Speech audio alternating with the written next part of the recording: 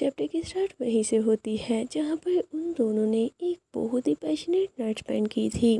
वजह से यू की हालत तो काफ़ी ज़्यादा ख़राब हो जाती है, लेकिन असल में उसे और भी करना था। दूसरी तरफ चीफ तो इतनी देर गुजरने के बाद भी बिल्कुल पहले की तरह ही एक्साइटेड थे और बोलते हैं यू चियोल, ये सच में काफ़ी अमेजिंग है। ऐसे ही मॉर्निंग हो गई। मॉर्निंग में एक मेड आकर रूम के बाहर से बोलती है कि मास्टर, मैं आपको वॉश करने के लिए पानी लेकर आई हूँ। वह यू लड़खड़ाती वॉइस में बोलता है, तुम इसे यहीं पर रख कर जा सकती हो। सारी रात बुक्स रीड करके मैं काफ़ी थक चुका हूँ, अब मुझे कुछ देर और सोना है। पर वो हंसते हुए बोलती है, फिर तो वो बुक काफ़ी इंटरेस्टिंग होगी। ठीक है, मैं इसे यहीं पर छोड़कर जा रही हूँ। इसका मतलब आज तो आप ब्रेकफास्ट भी नहीं करोगे। चले ठीक है, मैं लंच के लिए आपको उठाने आ जाऊँगी। रूम के अंदर देखते हैं जहाँ पर चीफ तो अभी तक उसके ऊपर ही थे। वो पूरी रात थोड़ी देर के लिए भी नहीं रुके। वह यून से बोलता है, ये बिल्कुल भी ठीक नहीं। रूम के बाहर कोई पर्सन है तो आपको यहीं पर रुक जाना चाहिए। फिर चीफ ने तो जल्दी से उसका मुंह कवर कर दिया ताकि उसकी वॉइस बाहर ना जा पाए और भी फास्ट हो जाते हैं, ये बोलते हुए कि मुझे बहुत अच्छा लग रहा है। जब तक मैं मर नहीं जाता तब तक मैं तुम्हारे साथ ऐसे ही कनेक्टेड रहना चाहता हूँ। कि इतनी बुरी हालत करने के बाद अब चीफ खुद से उसे क्लीन भी करते हैं। बोलता है, मुझे स्ट्रेंज फील हो रहा है। जिस पर चीफ पूछते हैं, लेकिन क्यों? मुझे कोई सरप्राइज नहीं हो रहा, तुम तो बस एक न्यूबॉर्न डियर की तरह स्ट्रगल कर रहे थे। यूँ बोलता है, ऐसा इसलिए क्योंकि आप काफ़ी देर तक करते रहे हो। फिर चीफ हल्की सी स्माइल के साथ बोलते हैं, वो तुम ही थे जिसने मुझे पूरा कंट्रोल लूज करने का बोला था। फिर यू उन्हें थोड़ा ओवर करते हुए बोलता है, हाँ मैं मानता हूँ, लेकिन फिर भी ये कुछ ज़्यादा ही था। चीफ उसे चेक करते हुए बोलते हैं, तुम्हारी बॉडी तो पूरी स्वेल हो चुकी है। पर यू काफ़ी ज़्यादा शाय फील करते हुए उन्हें देखने से मना करने लग गया। चीफ बोलते हैं, लेकिन क्यों? मैंने तो पहले ही सारा देख रखा है ना। इसे मैंने काफ़ी इंजॉय किया। बोल, क्या तुम्हें पता है, मैं बिलीव करता था मेरे अंदर कोई हार्ट नहीं है, लेकिन मैं गलत था। जब तुमने मेरे इमोशंस को एक एक करके नाम देना शुरू किया, तब ही मैं फील करने लग गया कि वो तो मेरे अंदर ही है। मैं ये सब कुछ खुद से नहीं जान सकता था, शायद इसीलिए हमेशा ही मुझे लोनली फील होता आया है। जैसे कि मेरी बॉडी में एक बहुत बड़ा होल हो, लेकिन तुम्हारे साथ वो होल पूरी तरह से भर जाता है। मैं खुद को फुलफिल करने लगा हूँ और साथ ही मेरा हार्ट जॉय और हैप्पीनेस से भर चुका है। शायद इसी फीलिंग को लव कहते हैं। कुछ बोल, आई लव यू। वह यू भी उन्हें हक करके बोलता है, मैं भी ऐसा ही फील करता हूँ, आई लव यू। एक टाइम था जब चीफ को दोबारा से वही सुनाई दी। उसने बोला कि वो यूजुअल को लेकर खुद को कंप्लीट कर ले। उसको ठीक से एक्सप्लेन नहीं करना पड़ा क्योंकि वो उसकी पूरी बात खुद ही समझ चुके थे कि एक ह्यूमन जिसका हार्ट निकाल लिया जाए वो कभी भी सरवाइव नहीं कर सकता। मतलब लाइफ से नहीं, बल्कि हार्ट हासिल करने के लिए उसे मारना होगा। अगर वो ऐसा नहीं करते तो यू जियोल, जैसे कि काफी प्यार से पाला गया था, स्लोली फील करना बंद करते हुए आखिरकार खत्म हो जाता। हेवन उसे बता रही थी कि सब कुछ छोड़ने का बस एक ही रास्ता है, मुझे इसे पूरी तरह से खाकर खुद से दूर करना होगा। इसे सुनकर वो तो मन ही मन हंसने लगे कि आखिर ऐसे ही इनकम्प्लीट रहने में क्या बुराई है। मेरी तो सारी खामियां इस ह्यूमन मैन के हक के अंदर पूरी तरह से छुप चुकी हैं, यहाँ तक कि मुझे थोड़ा सा भी सिंगल गैप नजर नहीं आ रहा। अगर इतना होना ही काफी नहीं है तो शायद मुझे खुद को कंप्लीट करने पर गिव अप करना होगा, और यही उसकी सबसे बड़ी गलती थी। वो दोनों एक साथ काफी खुश थे। हर रोज वो उसे अपनी आर्म्स में छुपाकर बाहर ले जाता। आज भी वो दोनों माउंटेन आए थे जहाँ पर यू नदी किनारे बैठकर चीफ से बोलता है कि ये माउंटेन कितना ब्यूटीफुल लग रहा है ना। इस पर चीफ कहते हैं, शायद माउंटेन गॉड इसकी अच्छे से टेक केयर करता होगा। तो यू एक्साइटिंगली पूछता है, क्या सच में? चीफ बोलते हैं, मैं बस ये फील कर सकता हूँ, और वो मुझसे नफरत करता है। पर यू ऐसा करने की रीज़न पूछता है, लेकिन जी बोल देते हैं, मुझे नहीं पता, बस ये भी मुझे फील होता है। सुनकर यू थोड़ा सैड हो गया था और फिर अपनी पॉकेट से कुछ निकाल कर एक पेड़ के सामने रखते हुए माउंटेन गॉड से प्रेयर करने लग जाता है। जीप ने उससे पूछा कि तुम क्या प्रेयर कर रहे हो? यू बताता है कि मैं माउंटेन गॉड से कह रहा हूँ तुम्हें अच्छे से समझे, क्योंकि तुम एक अच्छे पर्सन हो। पर चीफ साय करके बोलते हैं, ऐसा इसलिए क्योंकि तुम मुझे ऐसे ही देखते हो। इन दूसरों के लिए मैं कुछ भी नहीं सिवाय डार्क और इवल स्पिरिट के। ये सुन के यूं बड़ी सी स्माइल करके बोलता है, तुम डार्क और बहुत ही हैंडसम स्पिरिट हो, ना कि इवल। फिक्र मत करो, शुरू से ही मैं जो भी विश करता हूँ मेरी सारी विशेष पूरी होती हैं। माउंटेन गॉड जिन्होंने इतना ब्यूटीफुल माउंटेन बनाया है वो मेरी प्रेयर्स भी ज़रूर सुनेंगे। सारी बातें सुनकर जीव को काफ़ी अच्छा लगता है, जिस पर उन्होंने यू को पकड़ लिया और वहीं पर ही किस करने लग जाते हैं। कैसे किस करते हुए एक स्क्विरल कहीं से निकल आया और वो फौरन ही यू के रखी हुई ऑफिस को खाने लग जाता है, जिस पर यू जल्दी से बोलता है, हे ये माउंटेन गॉड के लिए है, मैं तुम्हारे लिए दोबारा वापस ले आऊँगा, तो चलो जल्दी से इन्हें वापस रख दो। दूसरी तरफ चीफ तो उससे उस स्क्विरल से कंपेयर कर रहे थे कि ये एग्जैक्टली तुम्हारे जैसा दिख रहा है, इसका ये फेस देख के मुझे बस तुम्हारी ही याद आती है। जिस पर यूं बोलने लग गया, जी बोल, तुम बस प्यार में अंधे हो चुके हो और कोई बात नहीं। इतने में यू को ठंड लगने लग गई, जिस पर चीफ जल्दी से उसकी केयर करते हुए बोलते हैं, माउंटेन काफी ठंडा है तो क्यों ना अब हम घर वापस चले जाएं। फिर हम उन दोनों को वापस अपने रूम में देखते हैं, जहाँ पर चीफ ने उसे अच्छे से ब्लैंकेट से कवर करके अपनी गोद में बिठा रखा था। कांपते हुए बोलता है, इतना ज़्यादा ड्रेसअप होने के बाद भी मुझे वार्मथ फील नहीं हो रहा। पर चीफ थोड़ा वर्ड होते हुए बोलते हैं, क्या मेरी आर्म्स में भी तुम वार्मथ फील नहीं कर रहे। ये सुनकर यू ने तो स्माइल करते हुए जोर से चीफ को हग कर लिया, क्योंकि इससे मेरी बॉडी नहीं बल्कि मेरा हार्ट ज़्यादा वार्मथ हो रहा है।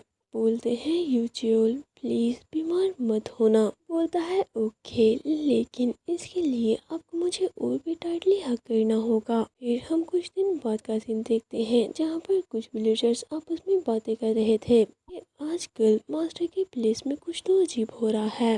वहाँ पर बहुत सी अनफॉर्चुनेट चीज़ें हुई हैं, जैसे कि बर्थ देते हुए एक काऊ मर गई, तब तक बेबी पूरी तरह से बाहर नहीं निकल पाया था, दम घुटने की वजह से बेबी की भी साथ ही मौत हो गई। एक यंग सर्वेंट गिरने की वजह से इंजर्ड हो गई, उन्होंने डॉक्टर भी बुलाया था, लेकिन फिर भी इंजरी के चलते अगले ही दिन उसकी भी मौत हो गई। यहाँ तक कि मास्टर जिवोल भी, जो कि अचानक से ही बिना किसी रीजन के बीमार हो चुके हैं। वह जो भी हो, लेकिन उस गिर के आसपास भटकने से ही मुझे काफ़ी डर लग रहा है, इसीलिए मैं तो अभी से वहाँ से वापस आ चुका हूँ। के बाद हम यू के फादर को देखते हैं, जो कि रूम के बाहर से बैठकर उससे बातें कर रहे थे। यू उनसे अपनी मॉम का पूछता है, जिस पर वो बताते हैं कि वो सारा दिन और रात रोती ही रहती है। पता नहीं उसे ये बात कैसे पता चली कि अभी तक डॉक्टर्स तुम्हारी बीमारी के बारे में पता नहीं कर पाए हैं, लेकिन तुम्हें देखने के लिए वो इतनी बार आ चुकी हैं कि उन्हें रोकने की कोशिश करते हुए मैं थक चुका हूँ। मुझे माफ़ कर दो, अब ये बिल्कुल भी मत कहना कि तुम पेन में हो, इसलिए मैं तुमसे माफ़ी नहीं मांग सकता। फिर वो उसे रेस्ट करने का बोलकर वहाँ से चले गए। हम रूम के अंदर देखते हैं, जहाँ पर चीफ अभी भी यू के पास ही बैठे थे। इसे देखकर यू पूछता है, जी योन, तुम इतना सैड क्यों हो। मैं बिल्कुल ठीक हूँ, मुझे कुछ भी नहीं हुआ। ही वो काफ़ी मुश्किल से स्ट्रगल करते हुए उठकर चीफ को जोर से हक कर लेता है। ये तुम्हें शायद मैं वीक लग रहा हूँ, लेकिन असल में मैं फिजिकली काफ़ी हेल्दी हूँ, मैं जल्द ही पूरी तरह से ठीक हो जाऊँगा, तो अब ऐसा फेस मत बनाओ। पर चीफ ये रीज़न उसे बताने का ट्राई करते हैं, लेकिन फिर बताते हुए रुक के कि नहीं कुछ नहीं। और साथ ही उसे दोबारा से लेटा देते हैं कि अब तुम रेस्ट करो, मैं जल्द ही वापस आ जाऊंगा। जिस पर यू चौंक गया था और साथ ही उन्हें जाने से रोकने लग जाता है, लेकिन चीफ तो चुपचाप वहाँ से उठकर बिना उसकी तरफ मुड़े वहाँ से जाने लगे। उनकी हार्ट बीट काफ़ी ज़्यादा तेज थी, कि ऐसे पेन में कफ करने की आवाज़ें सुनकर वो और भी ज़्यादा घबराए जा रहे थे और सोचते हैं, अब मैं क्या करूं, मुझे क्या करना चाहिए। अगले ही पल हम उन्हें माउंटेन में देखते हैं। उन्होंने फर्स्ट टाइम हेवन की कही हुई बात को नहीं माना था, जिसकी वजह से ये सब कुछ हो रहा है।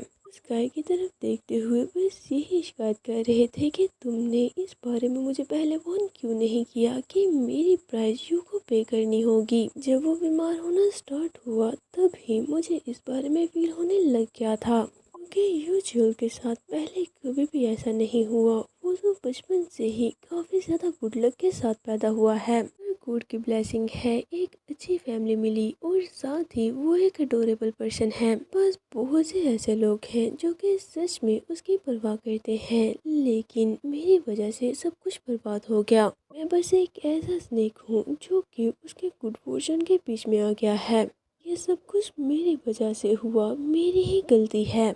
इतने में उन्हें आवाज़ सुनाई देती है कि हाँ, तुम बिल्कुल ठीक कह रहे हो, ये तुम्हारी ही गलती है। ये आवाज़ उसी स्क्विरल की थी जिसने कुछ दिन पहले यूकी रखी हुई ऑफरेंस खा ली थी। इसे देखकर चीफ समझ जाते हैं कि यही माउंटेन गॉड है, पर वो बोलते हैं मुझे तुमसे बहुत कुछ कहना है। जब मैंने फर्स्ट टाइम तुम्हें अपने माउंटेन पर देखा था तभी मैं तुम्हारे पास आना चाहता था। तुम्हें कोई आइडिया नहीं, जब यू फैमिली इस टाउन में सेटल हुई तो मुझे कितनी खुशी हुई थी, स्पेशली फैमिली का बड़ा बेटा यूचियोल जिसकी स्पिरिट काफ़ी लवली है। लेकिन तुम इनकम्प्लीट कहीं के तुमने मेरे ही माउंटेन पर डेरा जमा लिया, यहाँ तक कि मैंने अपने ही हाथों उस बच्चे की ऑलमोस्ट जान ही ले ली थी। ये पूछते हैं तो क्या उस दिन तुमने करवाई थी, पर माउंटेन गॉड कहता है ऐसा करके मैं बस तुम्हें अपना माउंटेन छोड़ने का मैसेज देना चाहता था। हमारा ओरा बहुत ही पावरफुल है, यहाँ तक कि मुझे रियलाइज भी नहीं हुआ कि उस दिन वो बच्चा भी यहीं पर था। जी बोलते हैं क्या तुम मुझसे इसीलिए नफरत कर रहे हो क्योंकि मैं एक ऐसी हॉरिबल चीज़ हूँ जिसे दिन की रोशनी में नहीं देखा जाना चाहिए, और मैंने उसे प्यार करने की हिम्मत की है। पर माउंटेन गॉड बोलते हैं आखिर तुम ये क्या बातें कर रहे हो, तुम जल्दी एक ड्रैगन बन जाओगे, कुछ भी गलत नहीं है।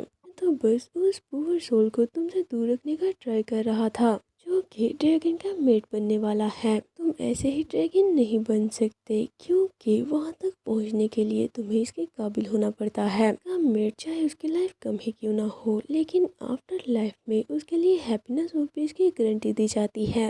ये हेवन की तरफ से एक रिवार्ड होता है, लेकिन मैं अर्थ गॉड हूँ, मुझे ये चीज़ अच्छी नहीं लगती। ये रिवार्ड कैसे हो सकता है जब तुम्हें अपने सबसे प्रीशियस चीज़ को छोड़ने पर मजबूर किया जाए, ये बोलते हुए कि इसकी आफ्टर लाइफ अच्छी होगी। इसीलिए मैंने माउंटेन को हिलाना शुरू कर दिया था, ये होप करते हुए कि मेरे माउंटेन का कोई भी पर्सन ड्रैगन मेट मत बने। पर चीफ काफ़ी ज़्यादा वरिड होते हुए बोलते हैं मैं बस चाहता हूँ जीवोल जिंदा रहे। मुझे लगा हेवन के ऑर्डर ना मान के मैं उसे सेफ रख पाऊंगा। माउंटेन गॉड बोलते हैं बहुत सी ऐसी चीज़ें हैं जो कि हेवन ने तुम्हें नहीं बताई, कभी तो ये बिल्कुल ही अजीब लगती हैं। अपनी लंबी लाइफ में ज़्यादातर टाइम तो हेवन से नफरत करते हुए ही गुजारा है। श्योर तुम्हें भी ऐसा ही लगता होगा। ऐसी चीज़ें हैं जिन्हें एक्सेप्ट करना हमारे लिए भी हार्ड होता है। ये पूछते हैं तो अब यूजुअल के साथ क्या होगा, मेरी वजह से उसे मरते दम तक ऐसे ही सफ़र करना होगा। माउंटेन गॉड बोलते हैं ये अच्छा ही होगा कि वो ऐसे ही सफ़र करते हुए मर जाए। हमारा उसके साथ कनेक्शन होने की वजह से उसकी लाइफ पूरी तरह से बदल चुकी है। के अंदर यूजी का कर्ज है जिससे वो कभी भी पीछा नहीं छुड़ा पाएगा। वो ऐसे ही कर्ज के साथ मर जाता है तो उसके लिए सब कुछ खत्म हो जाएगा, उसे सफ़र नहीं करना पड़ेगा और ना ही कोई आफ्टर लाइफ होगी। तुम उसके लिए यही तो चाहते थे ना। फिर चीफ अपने फेस पर हाथ रख लेते हैं कि मैं नहीं समझ पा रहा मेरी वजह से यू को पनिश क्यों होना पड़ रहा है। और बोलते हैं असल में तुम्हें ही पनिश किया जा रहा है क्योंकि ऐसा करने से तुम्हारा हार्ट बिल्कुल ही टूट जाएगा। लेकिन एक रास्ता है, क्या तुम सुनना चाहोगे। यहाँ पर उस बारे में कुछ नहीं बताया जाता। इसके बाद हम चीफ को दोबारा से यू के रूम में देखते हैं जो कि पूरी तरह से कफ कर रहा था। इस बार कफ के साथ साथ ब्लीडिंग भी हो रही थी। वो चीफ को देखकर बोलता है फाइनली तुम वापस आ ही गए, मैं कब से तुम्हारे वापस आने का वेट कर रहा था। उसकी हालत इतनी खराब थी उससे तो ठीक से बोला भी नहीं जाता, जिसे देखकर चीफ सोचने लग जाते हैं जो कर्ज तो इसे काफी तेजी से मारा है। चीफ तो उसे नजरें भी नहीं मिला पा रहे थे। इतने में यू पूछता है कि चिहोन तुम बोल क्यों नहीं रहे, प्लीज क्या तुम मेरी तरफ देखोगे। पर चीफ काफी ज्यादा सीरियसली बोलते हैं यू चियोल तुम बहुत जल्द मरने वाले हो। इसे सुन के यू तो पहले वहीं पर चौंक गया, फिर स्माइल करके कहता है मैं जानता हूँ, मेरी बॉडी में अच्छे से फील कर सकता हूँ। शायद मुझे पूरी लाइफ जितना गुड लक मिला है उसकी वजह से मेरी लाइफ शॉर्ट हो गई, लेकिन फिर भी मैंने इसे काफ़ी इंजॉय किया है कि मेरी लाइफ बहुत सी अच्छी चीज़ों से भरी हुई है। और इन द एंड मैं तुमसे भी तो मिला हूँ। मैं चाहता हूँ तुम मुझसे प्रॉमिस करो कि नेक्स्ट लाइफ में तुम मुझसे ज़रूर मिलोगे, फिर हम हमेशा हैप्पीली एक साथ रहेंगे। नेक्स्ट लाइफ में मैं बहुत ही हेल्दी पैदा होऊंगा ताकि मैं जल्दी बीमार ना हो पाऊँ। ये सुनकर चीफ को और भी ज्यादा बुरा लगने लग जाता है। वो यू के हाथ से अपना हाथ छुड़ाकर बोलते हैं, तुम्हें नेक्स्ट लाइफ नहीं मिलेगी। जब भी कोई ह्यूमन मरता है वो बस सिंपली खत्म हो जाता है, इसीलिए हम दोबारा कभी भी नहीं मिल पाएंगे। ये सुनकर यू ने तो बस सैडली अपना फेस उनसे मोड़ लिया था। छोटी सी उम्मीद भी उसे दिलासा देने के लिए काफी थी, लेकिन अब तो वो भी नहीं रही। वो उसके पास बैठे माउंटेन गोड की बात याद करते हैं जहाँ पर उसने बोला था तुम्हें उसे सफरिंग से बचाने के लिए उसका दिल तोड़ना होगा। जब तक वो तुमसे प्यार करता रहेगा तब तक कर्ज उस पर हैवी रहेगा। दिल टूटते ही कर्ज की एनर्जी बॉडी से बाहर निकलने का ट्राई करेगी। उसी टाइम तुम कर्ज को ऑब्जर्व कर लेना। इसी वजह से चीफ उसके साथ हार्श हो रहे हैं, लेकिन दूसरी तरफ यू तो चीफ के मुंह से ये सब कुछ सुनने के बाद भी स्माइल करके बोलता है, इसलिए मीन हो रहे हो ना ताकि मैं तुम्हें माफ कर दूं। यूं तुम बहुत शरारती हो, तुम जितना मर्जी मुझे खुद से दूर पुश करने का ट्राई कर लो, लेकिन फिर भी मैं अपनी नेक्स्ट लाइफ में तुमसे मिलने की होप करता हूँ। हम दोनों मिलकर डिलीशियस फूड खाएंगे और मैं तुम्हें लिखना पढ़ना भी सिखाऊंगा। हम हमेशा एक साथ रहेंगे और तुम दोबारा से मुझे फ्लावर्स भी ला कर देना। ये बोलते हुए उसकी आंखों से आंसू निकलने लग गए थे। इस पर चीफ भी काफी ज्यादा सैड हो गए थे और उससे चुप करने का बोलते हैं, लेकिन यू तो रोते हुए बोले ही जा रहा था, मैं बार बार प्रे करता ही रहूंगा कि ऐसा जरूर हो। यू बोलने से नहीं रुकता तो चीफ फौरन ही वहाँ से उठकर चले जाते हैं। बंद होने की आवाज सुनकर यू तो अपनी आईज ओपन करते हुए उन्हें बुलाने लग गया।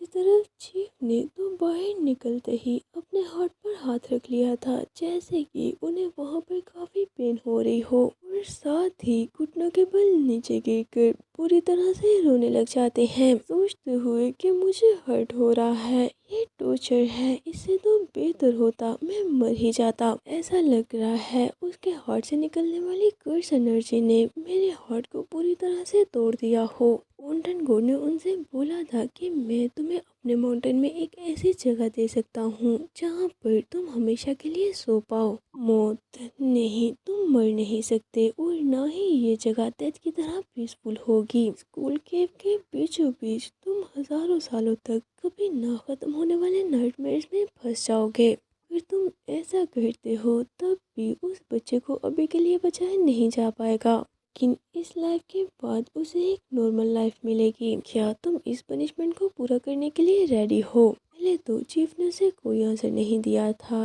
लेकिन अब बारिश में रोते हुए ये डिसाइड कर लेते हैं कि हाँ मैं ऐसा करूँगा, के लिए मैं कुछ भी बर्दाश्त कर सकता हूँ। ये सब सोचते हुए वो उसी केव के सामने चले गए जिस केव में वो पहली बार यू से मिले थे।